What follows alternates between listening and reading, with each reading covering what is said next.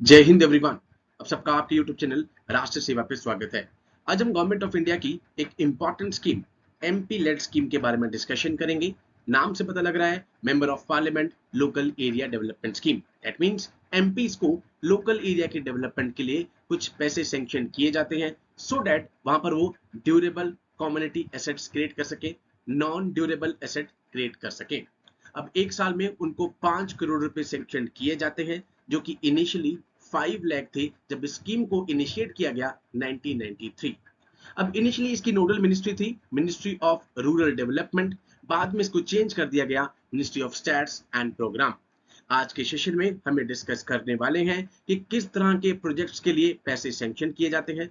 Number 2, जो choice of nodal district होती है, फॉर एग्जांपल लोकसभा और राज्यसभा में कुछ मेंबर्स इलेक्टेड हैं और कुछ नॉमिनेटेड मेंबर्स हैं। अब ये दोनों अपने तरीके से नोडल डिस्ट्रिक्ट को यहाँ पर एक चॉइस देते हैं। वो कौन सी होती है वो डिस्कस करेंगे। नंबर 3, ये जो पैसा मिलता है वो लैप्सेबल है कि नॉन लैप्सेबल है, एंड इसके ऊपर जो इंटरेस्ट आ रहा है वो गवर्नमेंट के पास जाएगा या फिर फर्दर डेवलपमेंट वर्क के लिए यूज होगा, ये डिस्कस करने वाले हैं। तो आज के पूरे सेशन में कुछ आपको यहाँ पे एग्जाम ओरिएंटेड फैक्ट्स पक्का मिलेंगे कि फॉर एग्जांपल जैसे पहली ही स्लाइड में कौन सी नोडल मिनिस्ट्री थी, एंड जो हमने 3 पॉइंट्स डिस्कस करे हैं ये आपके एग्जाम के लिए बहुत इंपॉर्टेंट होने वाले हैं। नाउ ये स्लाइड यहाँ पर मिनिस्ट्री ऑफ स्टैट्स से ली गई है, ठीक है, जिसमें उन्होंने यहाँ पर पोर्टल का एक ऑब्जेक्टिव बताया है। अब कोई भी जो पोर्टल क्रिएट होता है वो किस लिए होता है कि एफिशिएंसी क्रिएट करी जा सके, ट्रांसपेरेंसी, बेटरमेंट के लिए लाया जाता है। सेम वे कितना पैसा यहाँ पर सैंक्शन हुआ है वर्क के लिए, उस पे एक्सेस, सिटीजन्स की बेटरमेंट और उनकी एस्पिरेशन के लिए क्या क्या करा जा रहा है, कौन कौन से एसेट्स क्रिएट किए जा रहे हैं। नंबर 3, एफिशिएंसी और ट्रांसपेरेंसी, जो ओवरऑल यूटिलाइजेशन है फंड का उसमें किस तरीके से ट्रांसपेरेंसी और एफिशिएंसी लाई जा सके, इसलिए ये पोर्टल क्रिएट किया गया है। तो 3 इसके ऑब्जेक्टिव हो गए यहाँ पर, ठीक है, ये आपके लिए इंपॉर्टेंट है। एंड बिफोर नाउ प्रोसीडिंग, मैं एक यहाँ पर अनाउंसमेंट करना चाहता हूँ कि एनडीए, सीडीएस, एफकेट, एसएसबी और सीएपीएफ का 1 मई से 2024 से हम online plus offline batch start कर रहे हैं। कल आपने देखा एग्जाम का, एनडीए का एग्जाम ऑल्दो थोड़ा सा सिंपल था, बट सीडीएस के एग्जाम में इंग्लिश में चेंज देखने को मिला।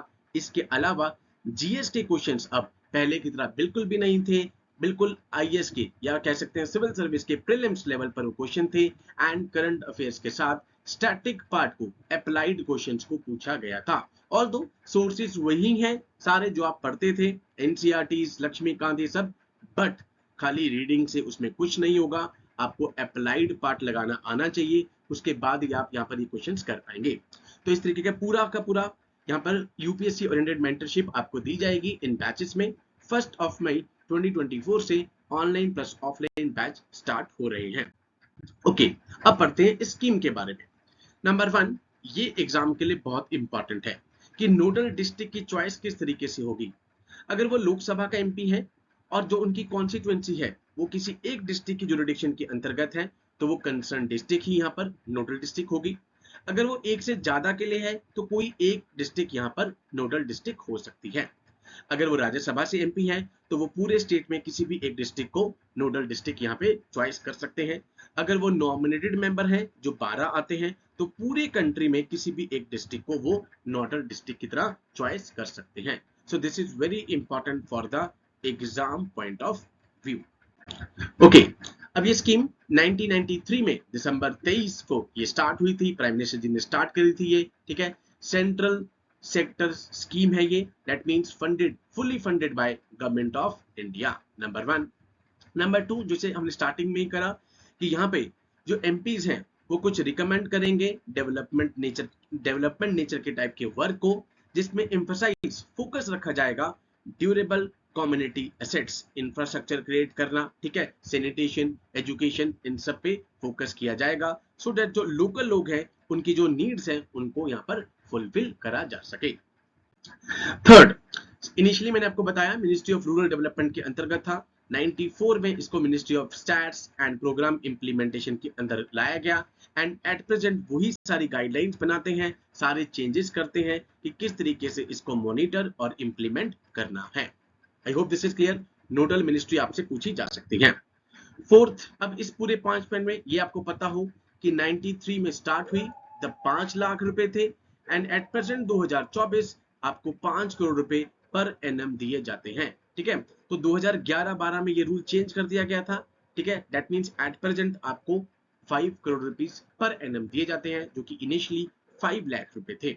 कोविड के टाइम पे यहाँ पे 2020 से 2021 तक इसको सस्पेंड कर दिया गया था। This point is not that important for the exam, but ये आपको पता हो कि 5 लाख से स्टार्ट हुआ और 5 करोड़ 2011-12 के फाइनेंशियल ईयर में चला गया था। नाउ उसके बाद सीलिंग है 25 लाख की। ठीक है, for all the recommendation except calamity के अलावा। इसके अलावा जो भी आप रिकमेंड कर रहे हैं वर्क की कॉस्ट वो 15% उन एरियाज में होने चाहिए जो कि इनहेबिटेड बाय एससी पॉपुलेशन है and 7.5 with the ST population. This point is very important for the exam. इस तरीके से आपको रिकमेंड करना पड़ेगा। ओके, प्रोजेक्ट कौन कौन से हैं हमने इनिशियली करा? Durable community sets bye electricity, drinking water, public health, sanitation, education, infrastructure create करना है, इस तरीके के वर्क होंगे। नॉन ड्यूरेबल वाले कौन से होंगे? लाइब्रेरीज में स्कूल कह रहा हूँ, स्कूल्स में बुक्स, लाइब्रेरीज में बुक्स। ठीक है, एम्बुलेंस हो गई, असिस्टेंस देनी पड़ी बार काउंसिल पे, ये सारी चीजें, कंप्यूटर फैसिलिटीज, ये सब नॉन ड्यूरेबल है। नेचुरल डिजास्टर जो नॉन अफेक्टेड, फॉर एग्जांपल एक स्टेट है जहां पर हर बार हम देखते हैं कि नेचुरल डिजास्टर आ रहा है, तो जो एमपीज हैं नॉन अफेक्टेड स्टेट के, वो भी यहाँ पर प्रोजेक्ट्स को रिकमेंड कर सकते हैं उन एरियाज में जहां पर ये कैलेमिटीज हैं, फ्लड्स, साइक्लोन्स, अर्थक्वेक जैसी चीजें। तो ये तीनों पॉइंट्स भी आपके लिए इंपॉर्टेंट हैं। नाउ अब जो स्टार्टिंग में मैंने आपको बताया, जो पैसा मिल रहा है लैप्सेबल है कि नहीं, तो नॉन लैप्सेबल है। ठीक है, दैट मींस जो फंड है वो यहाँ पे सब्सिक्वेंट ईयर में कैरी फॉरवर्ड हो जाएगा। इसके अलावा जो फंड के ऊपर इंटरेस्ट है, पहले क्या होता था कि वो डेवलपमेंट वर्क के लिए यूज किया जाता था, बट बाद में इस प्रोसीजर में ये कहा गया उसको सीएफआई में लाया जाएगा। सीएफआई सरकार का गुल्लक, सरकार पार्लियामेंट नोट, पार्लियामेंट अप्रूवल के बिना इसमें से पैसे नहीं निकाल सकती। डन? तो आई होप सो आपको ये पूरी स्कीम, एमपी लेड स्कीम, बहुत सिंपल वर्ड्स में समझ में आ गई होगी। इसकी पीडीएफ फाइल इस सेशन के बाद आपको हमारे टेलीग्राम चैनल पे मिल जाएगी। एंड अगेन 1 मई को हमारे सारे batches online plus offline start हो रहे हैं। So with these words, I conclude my today's session. Jai Hind to all. Take care.